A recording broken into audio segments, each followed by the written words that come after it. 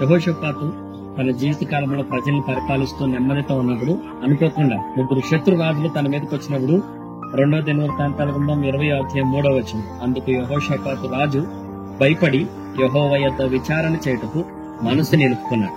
మన జీవితంలో కూడా అనుకోకుండా కొన్నిసార్లు మన చుట్టూ సమస్యలు, కష్టాలు, ఇరుకులు, ఇబ్బందులు ఎదురైనప్పుడు నీ మనస్సుని దేవుని మీద నిలుపుకున్నప్పుడు దేవుడు నీకు సహాయం చేస్తాడు. యెహోషాపాతు రాజు అయినప్పటికీ తన మనసుని దేవుని మీద నిలుపుకున్నాడు.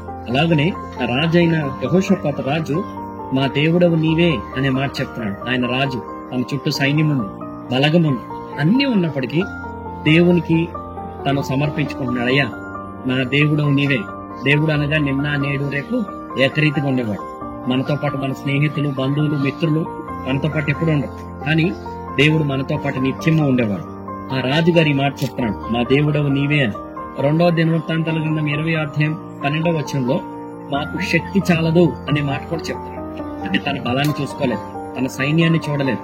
దేవుని శక్తి ముందు ఏది కూడా ఎక్కువ కాదని ఆయన తలంచాడు. తనకు తానుగా దేవునికి సమర్పించుకున్నాడు కనుక దేవుడే తన పక్షాన యుద్ధం చేసి ఆ ప్రజలందరి మీద విజయాన్ని సాధించాడు. నీవు నేను కూడా నీ మనసు దేవుని మీద నిలుపుకో, ఆయనకి ప్రాధాన్యత ఇవ్వు.